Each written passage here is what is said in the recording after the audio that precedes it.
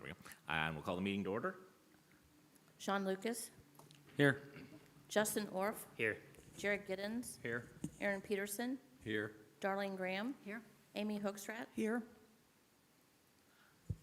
Please join me for the Pledge of Allegiance.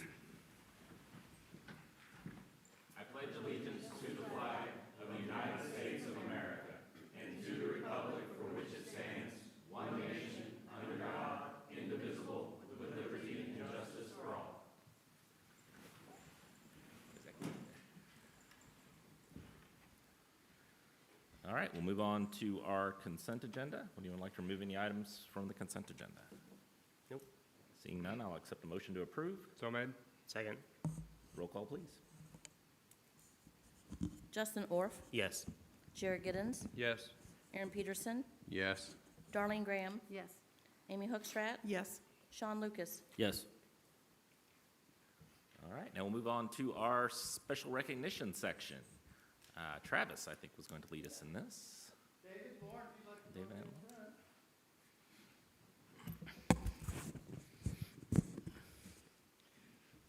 Tonight is a very special night. It's not often that we have an opportunity to recognize someone for serving so long in a volunteer position. But tonight we're honoring David Young for serving over 33 years as a Planning and Zoning Commissioner. Due to a recent job change, he is reluctantly resigning from the commission. David was first appointed in 1988. Since that time, he has witnessed an extraordinary amount of growth. When he first started as a commissioner, the population of the city was just under 4,000. With today's population hovering around 24,000, it's easy to see how much influence he has had on the growth of this community. As a Planning and Zoning Commissioner, it was his job to take a deep dive into development applications, thoroughly reviewing every application in order to forward City Council as informed of a recommendation as possible. It can be a thankless job, especially when you have a contentious issue, and we certainly have had a few of those over the years, right, David? But it can also be very rewarding knowing that you are helping guide and shape the growth of the community. This is where David's long tenure provided indispensable institutional knowledge. As a native of Nixa, he has a strong understanding of the core values of this community. When voting on an issue, he always made his decision based on what he felt was best for Nixa and did so in a calm, respectful, and professional manner. David, thank you for your years of dedication in helping guide Nixa through the unprecedented amount of growth we have seen in the past 33 plus years. Your commitment to serving this community is a large part of the success that Nixa has had. Your presence will certainly be missed. I believe Lauren's got a few things he'd like to say, too. I may not be as eloquent as Travis was there. As the current chairman of the Planning and Zoning Commission, I think I'm probably second in tenure only to you at this point, with the better part of 20 years. I remember first coming on the commission and being a little green behind the ears, having about 5 years of development experience behind me and just wanting to do my part in the community. I joined, as many folks do, as a result of an issue that was in my backyard. And I remember how patient you were with me. And as I reflect back over the past 20 years, having served beside you, one of the greatest qualities that any leader could have is patience and empathy. And you taught so many of us the qualities that are necessary to be a leader in this community and being a part and doing paying our community rent, so to speak. I just want to tell you how much I appreciate you, how much the community owes you, and we will miss you dearly. Thank you.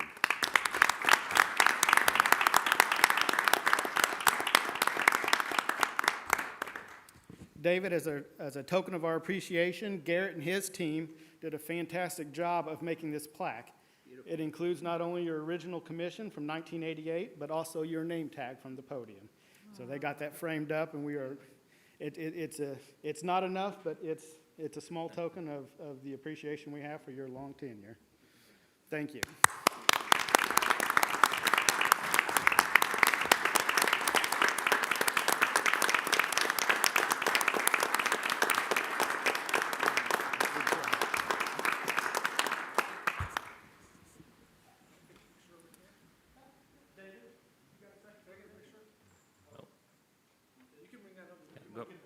Go ahead, Travis.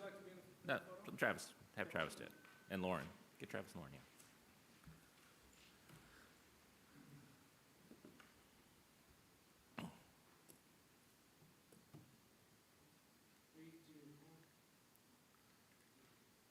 I feel too new with the city to be in that picture. Don't have the 20 years, 20-year plus only picture there. Yeah, on behalf of on myself and the city council, all of our staff, and all the residents of the city, thank you so much for all of your service and all the hard work you've put in throughout all these years. Appreciate, all the time you've given to us and all the time you've given to Nixa.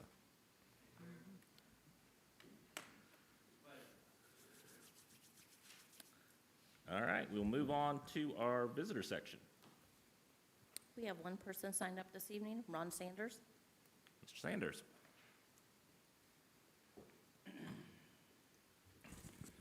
Good evening. My name is Ron Sanders. I'm from 976 Glen Oaks Drive. It's been a while since I've been in here. Seems like the podium's farther back. It Is it? I don't know.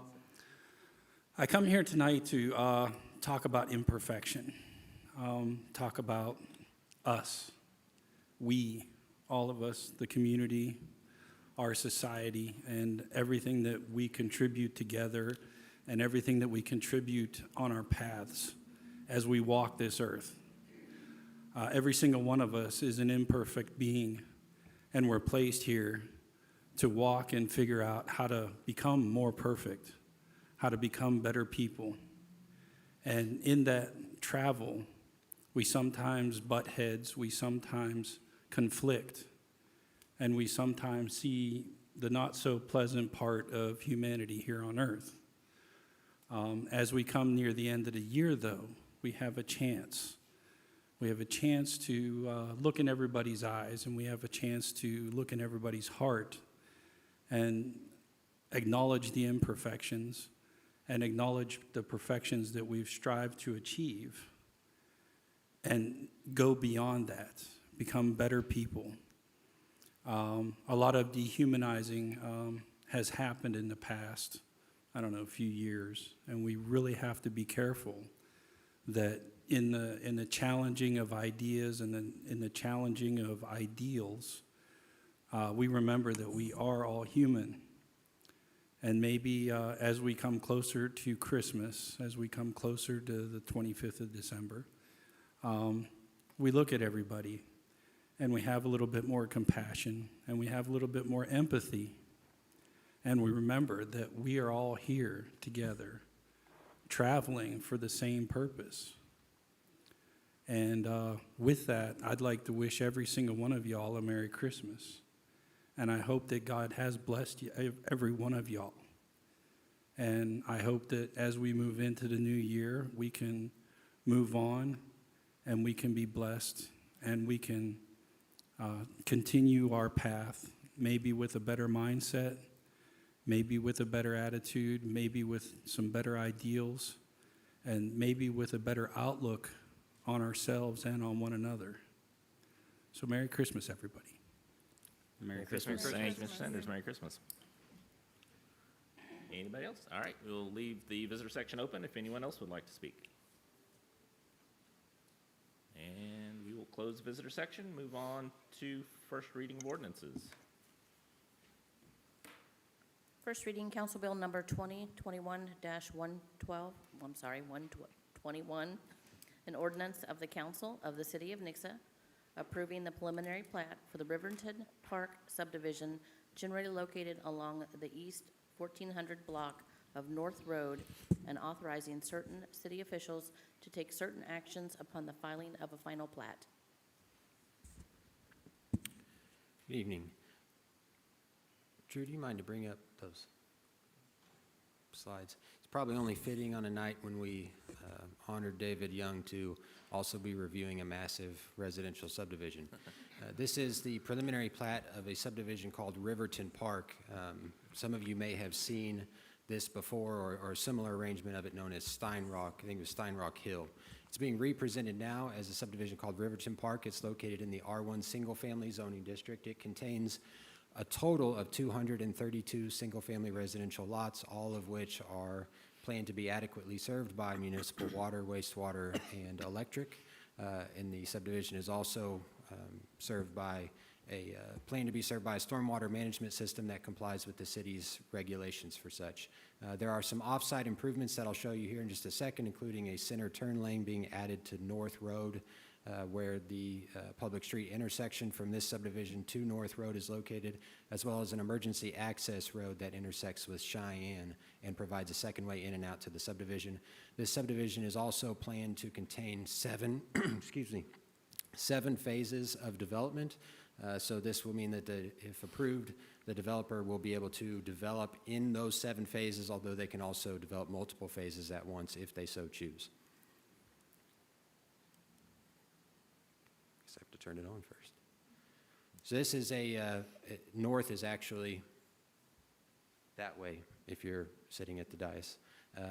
I'll give you this is probably help you situate yourself within Nixa as a whole. So it's on Nixa's easternmost edge, located just east of, a quarter mile east of Cheyenne Road. Here's an illustration of it relative to what I believe are 2 elementary schools, Summit and High Point. Did I get that right? I'm learning. So North Road there at the south, and then again Cheyenne Road running north and south just a quarter mile west of this subdivision. This illustrates the 7 phases. This map here illustrates the off-site improvements that I was talking about. A center turn lane will be added there where that street intersects with North Road. That's the only public street intersection for this particular subdivision. The second way in and out for the time being will be an emergency access road that extends from Cheyenne Road to a public street opening where it kind of terminates and joins with the subdivision there on its western edge. That emergency access road will go away in the future once a proper full public street is constructed to replace it. But until that time, that emergency access road, which will be composed of hard paved surface, will provide an emergency second way in and out in case the public street intersection on North Road were to be blocked and we still needed to conduct an emergency response. So I'll leave it on this one here. The staff recommendation for this is approval, and the Planning and Zoning Commission held a public hearing on this subdivision and recommended its approval by a vote of 5-1.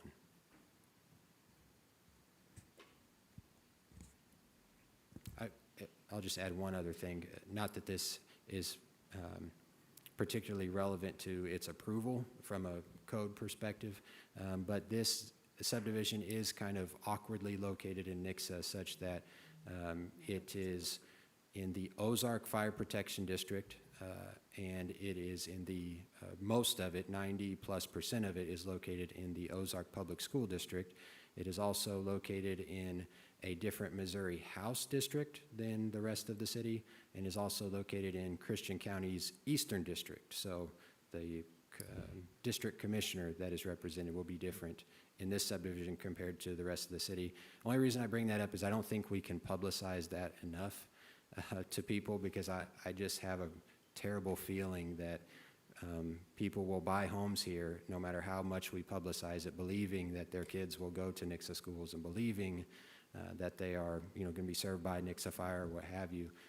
Thankfully, they'll still get Nixa Police, so they'll get that. But nothing against Ozark, but still, I just have a terrible feeling as people will be confused and then frustrated. So we've been mentioning that every chance we get. Yeah, being 50 feet from a school and your kids can't go to that school, so it's gonna be trouble. That seems a little strange. But it can't be in Ozark because it can't be served by Ozark Sewer and Water. Is that my correct assumption? That's right, There's yes. some sort of ridge in the middle of the thing that makes it so we can't go there, right? Okay. So the little 5 lots that jog, that's next to school. Well, hopefully the school district will resolve that issue, but we won't worry about that. Yeah, I was going to bring that up. My other question is, kind of a random question, but can you explain the 2-access issue with this? Because this definitely only has one. It only has one viable entrance, and so I understand that there's three. There's actually 3, right? So there's one that's going to connect to the subdivision that will probably be built in a reasonable amount of time, where the emergency access road is, and then there's one off to the north that could be 10 years or 100 years. Sure. Yeah, you're right. There is a stubbed road to the north that will, in the future, at some point, connect and provide, hopefully, access also to Cheyenne and potentially even further north. So for the time being, however, you're correct. There will just be the one single public street entrance onto North Road. This was studied from a traffic impact perspective, assuming full development of all 232 lots. So from a traffic impact perspective, there's not a lot to be concerned with. Obviously, at peak traffic periods, you will have some congestion at that intersection, which is to be expected. But the impact is not such that it cannot be handled appropriately and safely with the addition of the center turn lane. And I should have also mentioned that there has also recently been a change in speed limit at this location, which also is designed to enhance safety at that particular intersection, given the site distance and the topography around that intersection. So from a traffic perspective, that one single intersection can handle the impact and the volume of the traffic.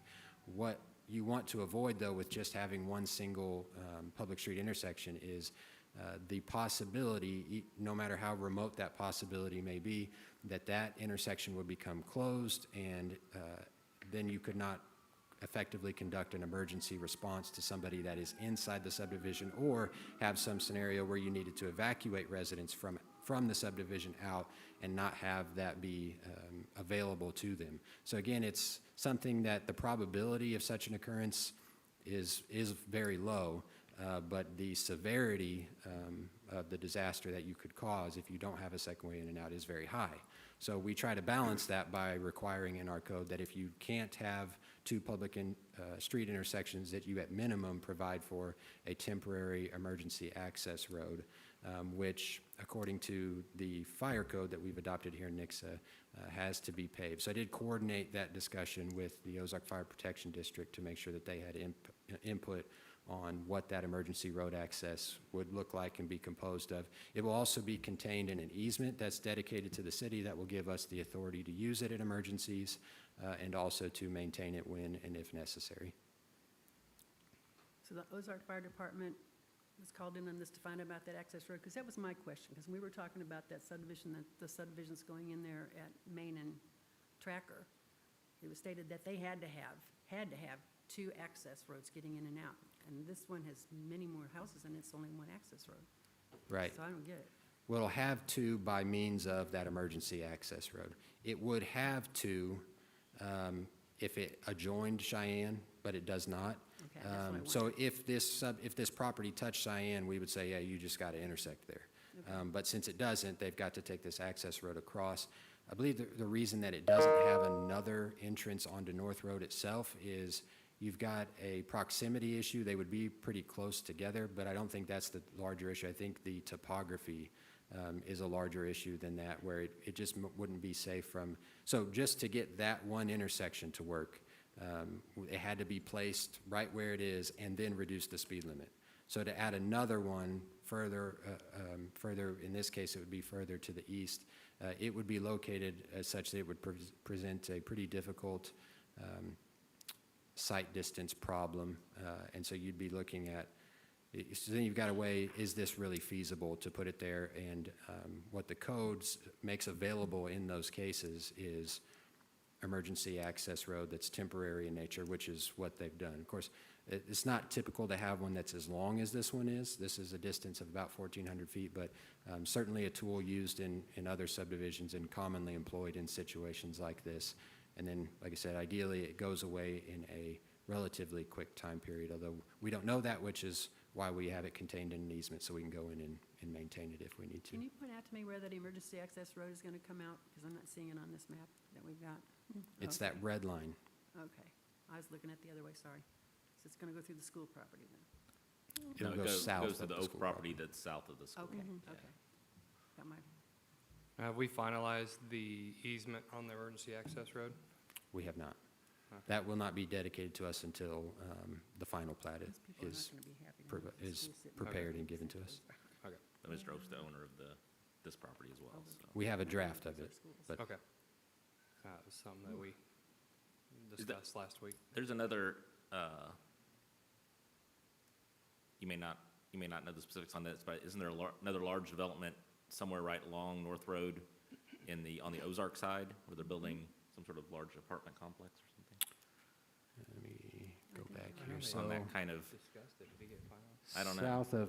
south of Mount Vernon on this tract right here, we've, Actually in Ozark, so just to the east Further of east. that, Oh. there was, at one point recently, there was discussion from Ozark to build, they were gonna build a large, it doesn't make too much of a difference to us, but Is that? could cause additional traffic congestion based off of having another large development that's just on the Ozark side. We're not taking into account when we get to that very far edge, what Ozark's doing. We should probably take that into account on future projects where we're on that kind of line between the two, what development is going on the Ozark side of that line. right. And the traffic impact It's study like that's government performed. apartments I on don't the think south it side got of it. I Fremont don't didn't think get they got the approved? funding, Okay. yeah. Okay, that's possible too. And just to be clear, the impact study that's done on the traffic does assume growth in traffic. They may not have the benefit of having that specific knowledge, which they might adjust how much growth they apply in any particular situation. But I'll say this, just the impact of these 232 lots just on its own, that was not even enough from a traffic engineering perspective to warrant the turn lane. But the turn lane is being provided anyways, just because this is a class of road that needs the turn lane no matter what. So that tells you how much additional impact could still be there without warranting improvements. As crazy as that sounds, that's the reality. That's the findings from the traffic study itself. But you're right, I don't want to take away that, yes, there will be additional congestion that you'll probably finds its way to that intersection of North and Cheyenne. Those kids will go to the school at Fremont. Do we get granted easements along the north corridor to enable the widening of that or the making it of a full access road all the way through? Yes, right, additional right-of-way, yes. We get 60 feet or whatever the thing is Correct. like we have on Gregg Road all the way down, North is a secondary arterial, so Right. it would be 80 feet. 80 feet, okay. Because another discussion we had with Oto was that's, in 100 years from now, that's the connector to the Chadwick Trail, goes through there as well, so we want to make sure that we have enough access. Too many things to think about from 100 years in the future. Okay, I don't have any more questions.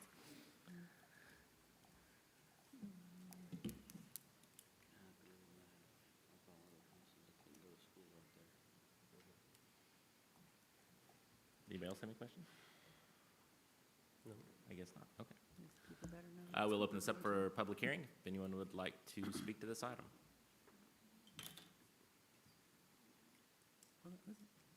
And we will close the public hearing. Any further discussion? Who determines the school district boundaries? Since it is in Nixa City, that's Nixa city limits, why wouldn't they be Nixa students? I think they have had discussions about giving some back and forth just to make it make more sense, but they would have to give up part of their taxing district, and they don't want to do that too, so. I think I'd be really upset if I bought a house there. Yeah, I'm with you. Couldn't go to school out there. It's not Ozark, it's Ozark Schools. Yeah, it's like, I guess we have some property south like of there's- us that's Ozark. but there's they're kids that Nixa live in the city of students. Clever that go to Nixa schools, just because it's the boundaries are way out there in weird places. That's just particularly ironic when it's literally behind When it's behind the school, our yes. schools. Can, That was just the property they picked. Can you speak to the reason or reasons that the one person was not for it? I certainly can't speak for them, and Councilmember Giddens was there, so you can correct me if you had a different read, but I believe their concern was primarily the access situation. So just to give you, at the time of the planning and zoning hearing, that situation has changed since then. So that commissioner actually raised a very good question about that access, because at the time we presented it, it was planned to be composed of gravel, and they may have not been comfortable with it in any case, but that it did need to be hard pavement, and so we've made that adjustment since the time of the P&Z hearing. Whether that would have changed their calculation or their feeling on it, I don't know. It may not have. They expressed that they did not like the idea that the only other way in and out was through an emergency access road, given the number of lots. The way that the code addresses that if you're developing a single-family subdivision that has more than 30, it's going to have more than 30 homes, you have to have this second access. What it doesn't say is, what if it's 230? Do you have to have it? It just says if it's more than 30, you've got to have more than one, assuming that 2 will be enough in that like worst-case scenario.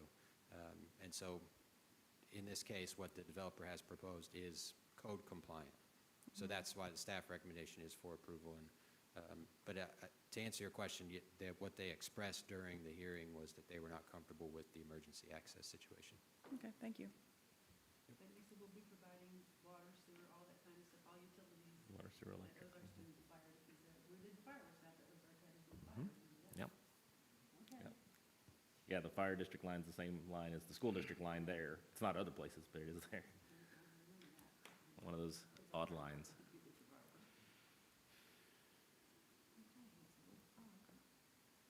Anything else? All right, we'll move on to second reading of ordinances. Second reading, Council Bill Number 2021-115, an ordinance of the Council of the City of Nixa adopting the 2022 operating and capital budget for the city. Good evening, Council and Mayor. Second reading of the 2022 capital and operating budget. We've talked and talked and talked and talked about it, so any last-minute questions you have for me, I'd be happy to answer. Any questions? All right, you don't have any questions. We will open up the public hearing. If anyone would like to speak to the budget, they can do so at this time. Or the other 14 times that we've discussed it. All right, we will close the public hearing. Any further discussion? Motion to approve. So made. Second. Roll call, please. Jared Giddens, Yes. Aaron Peterson, Yes. Darlene Graham, Yes. Amy Hookstrat, Yes. Sean Lucas, Yes. Justin Orff. Yes. Whenever you're ready, Cindy. Second reading, Council Bill Number 2021-116, an ordinance of the Council of the City of Nixa amending the 2021 annual budget to appropriate American Rescue Plan Act funding for the use of community nonprofits. Mr. Lyles. Mayor, Council, as discussed at the last meeting, we've had several discussions about how to utilize the ARPA funds. And during those discussions, it was decided that $40,000 would be set aside to assist nonprofits. And that assistance would help them with either mitigating the effects of COVID, or they'd have to prove some type of effects to the nonprofit itself due to COVID. So we have prepared the $40,000 budget amendment from the ARPA funds, and my recommendation would be to have the Nixa Community Foundation actually handle that grant process. One, we just don't have the staff and the time and they already have a process in place to handle all grants as they do every year, and they're very good at it. So my recommendation would be to have the $40,000 go to the Nixa Community Foundation. $30,000 of that would be distributed to other nonprofits, with the Nixa Community Foundation receiving $10,000 of that for administering the grant process. I will mention that we are working on an agreement. The agreement itself will be with the Community Foundation of the Ozarks, because the Nixa Community Foundation is an affiliate of the Community Foundation of the Ozarks. So the agreement will have to be with them. Nick has prepared a draft, and we have sent that to them, so they're reviewing that, and we anticipate it back any day. We were hoping to have it before tonight, but we just haven't got it back yet. So I anticipate hopefully maybe having that agreement before you, potentially at the next meeting when we're going to talk about the loggers stuff. So we might have that agreement ready for approval. But I'd be happy to answer any questions. Any questions? Thank you, Thank you. Jimmy. We will open up the public hearing. If anyone would like to speak to this item. And we will close the public hearing. Any further discussion? Motion to approve. I'll make the motion. Second? Roll call, please. Aaron Peterson, Yes. Darlene Graham, Yes. Amy Hookstrap, Yes. Yes. Justin Orff, Yes. Jerry Kinnens. Yes.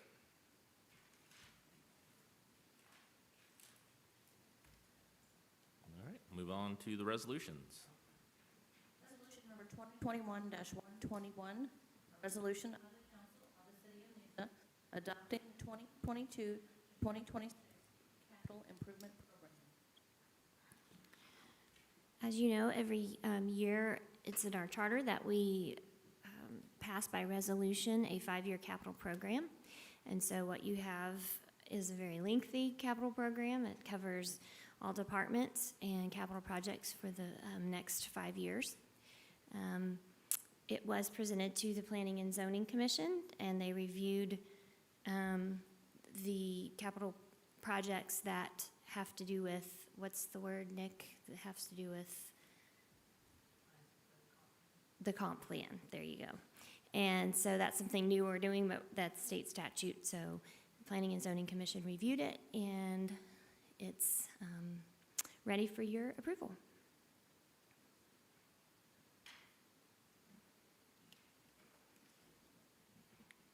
Any questions? Thank you, Jennifer. Any questions? Looking for like a subtotal somewhere. We'll open the public hearing. And it's almost $20 million, somewhere. I was looking for that number, but. It's not on there. I added them up. Okay. That had been on some other document, too. We will close the public hearing. Any further discussion? Motion to approve? So moved. made. Second. They cancel each other out. Amy first. Sean second. All in favor? Aye. Opposed? Thank you.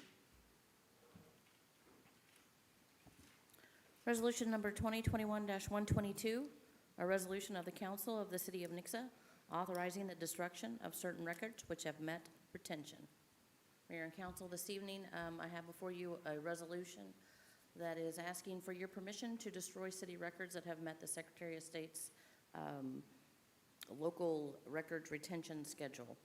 Included in the packet is a list of records that, from the city clerk's office, and then also one from the police department that have met this schedule. We're just asking for permission to go ahead and destroy those as ready to. Any questions regarding this I know we do this every resolution? year, but do we keep, Pardon? like a computer disk somewhere with all this information on it too? Yeah. That's what I thought we did. And we have, all the boxes are labeled from each department on the records retention, like one of 6 boxes, and it's ready for destruction in 2019.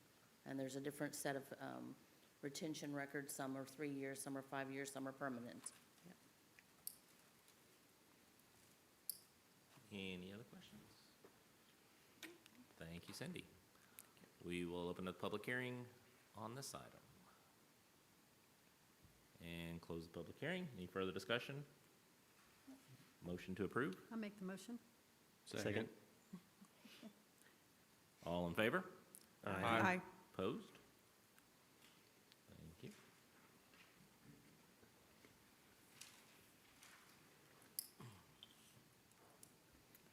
Resolution number 2021-123, a resolution of the Council of the City of Nixa accepting the bid of Liming Concrete LLC for certain stormwater and sidewalk improvements to the Macaulay Park Playground and authorizing the city administrator to execute a contract for the same.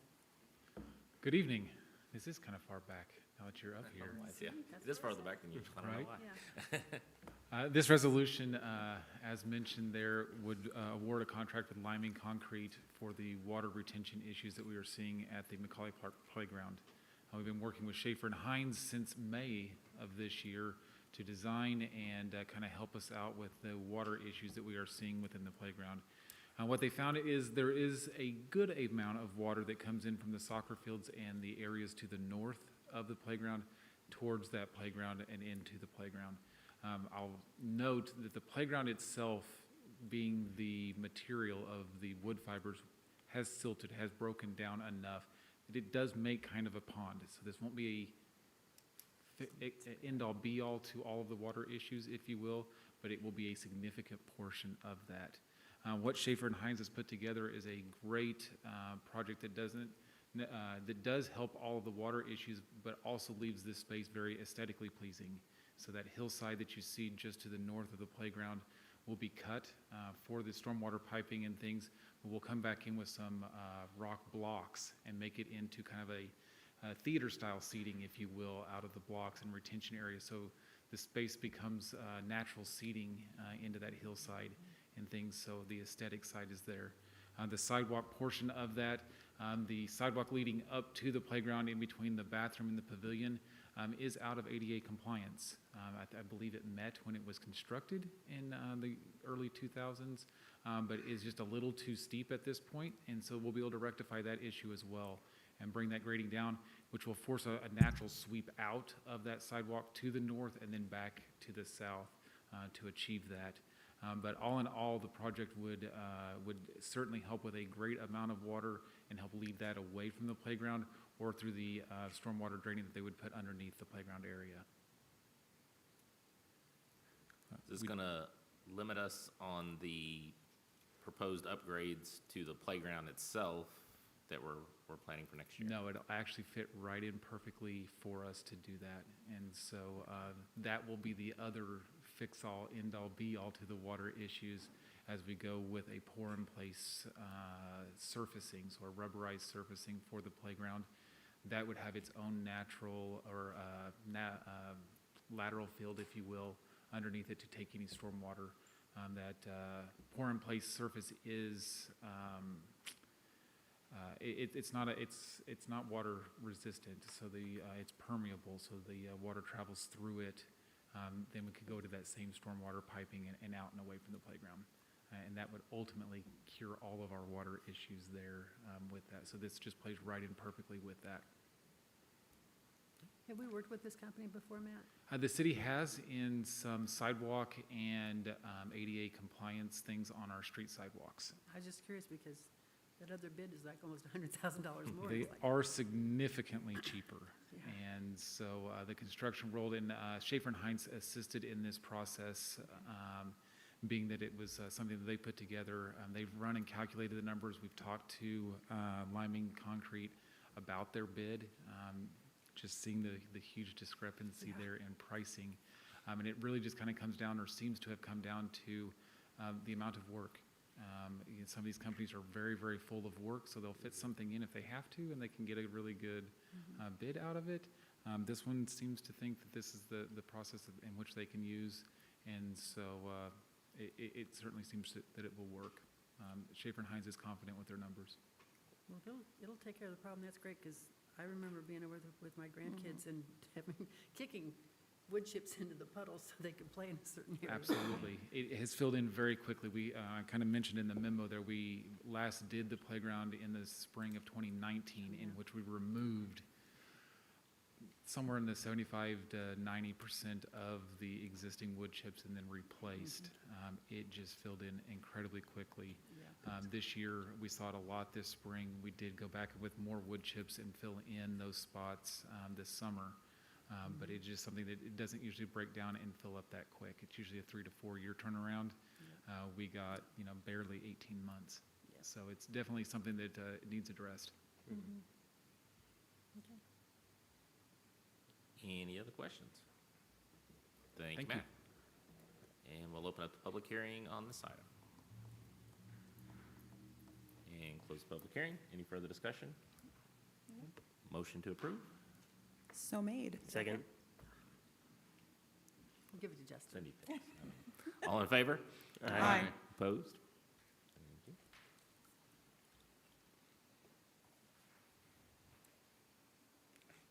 Resolution number 2021-124, a resolution of the Council of the City of Nixa amending the city's personnel handbook by adding thereto a policy regarding car allowances and modifying the policies related to overtime, standby and call-out, and callback. Yes. Hello, we have more policies, yay. The first one I want to address is kind of a new policy. It's in regards to a car allowance. We have some employees here that do get a car allowance, and we want to put this in the policy so it spells out how we're going to pay it, how it works, and how we're going to do increases on it yearly. Questions? It's not everybody, it's just a handful of people, but we still want to put it in there in case we want to do it for everybody. I think Brian had a car allowance. He never got an increase in his car allowance in his 15 years. He actually, I think he did get an increase, but what they did with him is it was included in his base pay. And so there was this huge calculation formula. I don't do that. It's a different line number so that you know exactly what people are getting paid for their car allowance every pay period. Okay. So next we're going to go to sections 2 and 3, and they are related because it's in regards to overtime. Right now, our overtime policy includes, basically it reads the base work week is 40 hours worked, which includes any leave time that our employees decide to take. We want to change that to be basically our base work week is 40 hours worked. But section 3 is in regards to the employees that are on standby time, or they are called back from when they're at home, or they're called out. We don't think it's fair that they don't get any compensation for that, so we would like to include that if they are on any one of those, that it will be overtime pay for them.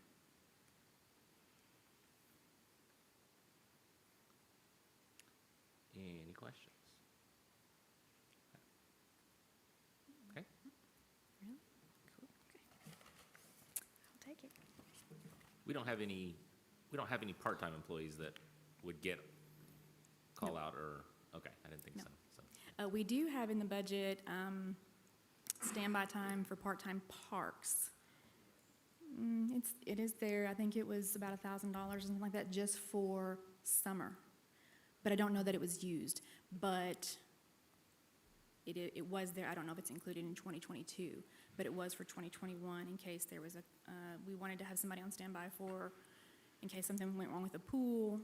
Matt and Katie weren't constantly on call, but I don't know that if it was used for 2021. Can I call in when the trash cans get blown over at the Woodfield Park? They get, in big wind comes, they blow over. Yeah, they I thought do. it was the mayor's so. job to I fix could those. just, I just turn them over sometimes. Since it's your park. If it's not raining still, I go flip them over. That's pretty standard for typically utility, and this may be more towards Doug, but utility, any type, water, electric, sewer, for anyone who's on call to get, it's automatic time and a half, correct? Yes. For most places, you can kind of do it however you want, as long as you don't mess with the 40 hours per week, unless you're a police officer, which they have a different scale. Their hours are calculated differently for payroll, and it is spelled out in my exhibits. But yes, if that's what we want to kind of go with, you can do it how you want, but we want to make sure that they're compensated for that. So if they're called in, the power goes out on Christmas Day, we don't have to go down the list and they say, no, I'm sorry, I don't want to come in, and citizens aren't without power. So this would be useful from a recruitment standpoint as well, correct? Yeah, it should be. We have a phone for each of them that, when they're on call. So, it's a direct line to them. Now, the only difference is with the street department, may put them on standby just for certain things, such as we know there's a pending snowstorm coming. We'll put some of them on standby to get started early if we need to, but that's more of a periodical. It's not every week like we do the utilities. And they are compensated for standby. If they're carrying the phone, it's a certain amount per day. I believe it's $15 per day. And so they would get that, but it's just when they're called back out that they would get the overtime pay. The section 2 is actually probably a lessening, right? Because if you take 2 days of vacation before, you could take 2 days of vacation, work 3 days on the third day, work 10 hours and get 2 hours of overtime, which Yes, that's what this is resulting. Yes, we did a spreadsheet, or did a spreadsheet for 2020 that put in all the overtime hours that were accrued because of people were taking sick and vacation or whatever, and it calculated to quite a bit. It did not include those that were on standby. So that was taken out of the equation, but just those that had sick, vacation, or anything like that, and they still had overtime. We'll still have a little bit of that, but we should be able to decrease that amount by quite a bit.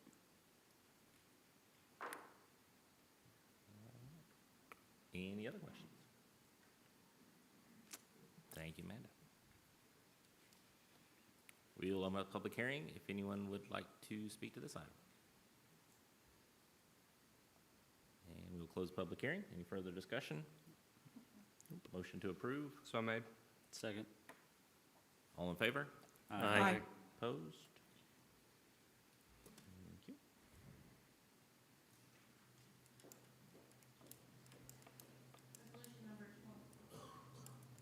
Resolution number 2021-125, a resolution of the Council of the City of Nixa authorizing the city administrator to execute a settlement participation form to enable the city to participate in the National Opioid Settlement Agreement. Mr. Woodman. Could you pull up my PowerPoint, please?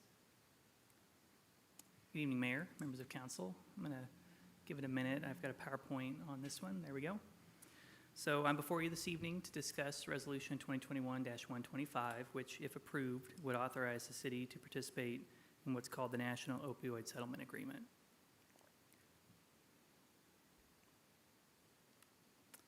Well, I always have trouble with this thing. There we go. Okay. So to begin, just a brief outline of where we're going to go with this discussion. First, I'm just going to provide some background information on the national opioid litigation effort. Some of you may have heard about it because it's been in the media quite a bit. Then I'll try to provide a brief overview of the settlement terms. This will be very brief. The settlement agreement is over 600 pages, so I'm just going to hit on the parts of the agreement that are most impactful on the city.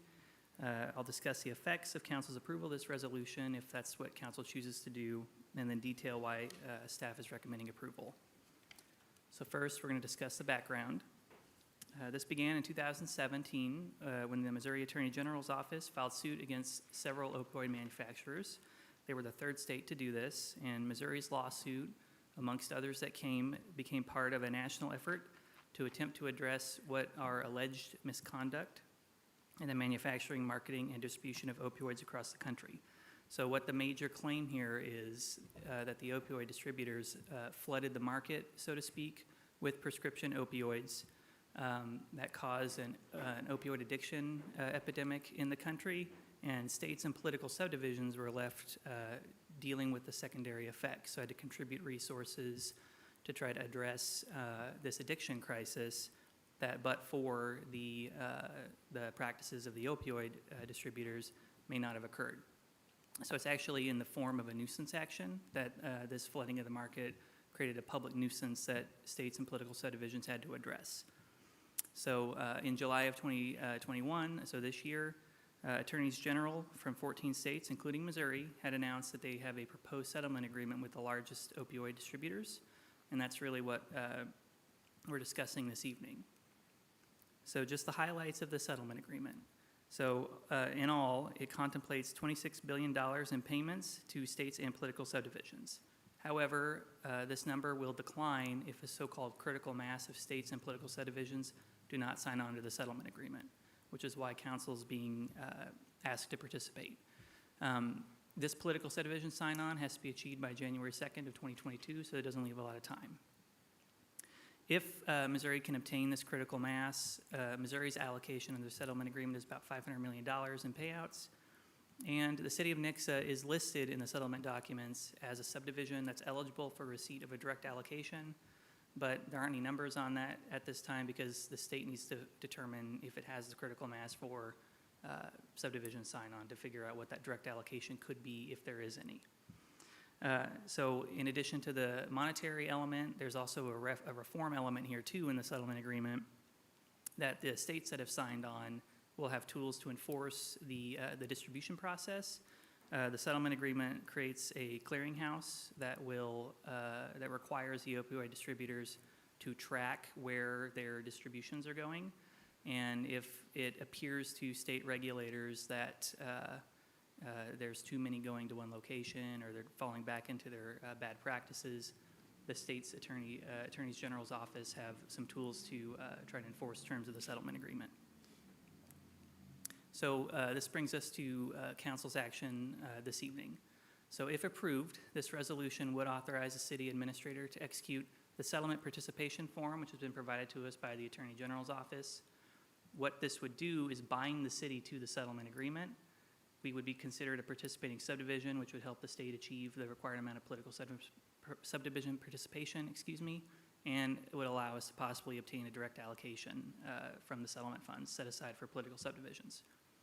What we lose by doing this, so to speak, it's a settlement agreement. So we would be waiving our ability to pursue an individual claim against the opioid distributors if we were to sign on to this settlement agreement.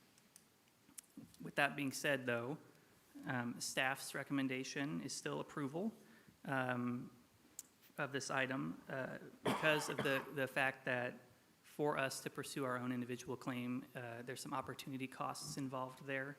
I spoke with the Attorney General, the Assistant Attorney General, who's been in charge of trying to get the political subdivision participation, and they informed me that they've had a team of 15 attorneys working on this since 2017. So, I mean, these are massive pharmaceutical distributors. It would take quite a bit to get, for us to pursue our own personal claim against them. So staff's analysis is that participating in the settlement agreement is probably the best option the city would have at this time, the most efficient option that the city would have at this time to help support the state's effort to try to get some regulations on these opioid distributors and potentially provide some direct allocation to the city for addressing some of the secondary effects of the opioid crisis. With that, I'm happy to answer any questions that you all may have about this item. What could the funds be used for if we did receive money?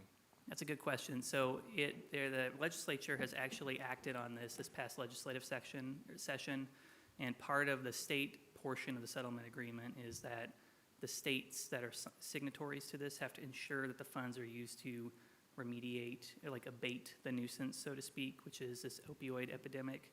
So the settlement agreements contain a list of what are authorized expenditures. I don't have that. It's a 15-page list. It's kind of like, in my view, it's sort of like a grant funding situation where these are the buckets of funds that you can address these to.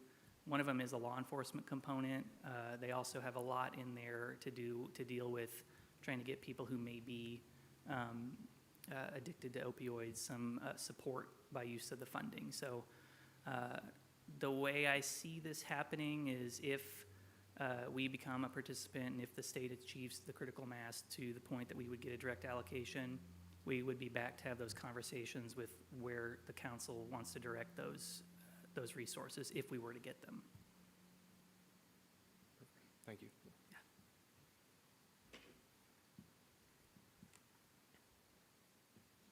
Any other questions? Probably, police funding is probably the only place we would qualify. We could have qualified in the past from our drug court, but we don't have that anymore, so we wouldn't qualify for that anymore. Okay. Any other questions? No. Thank you, Nick. Thank you. We will open up the public hearing if anyone would like to speak to this item. And close the public hearing. Any further discussion? Questions? Motion to approve? So made. Second. All in favor? Aye. Opposed? Thank you.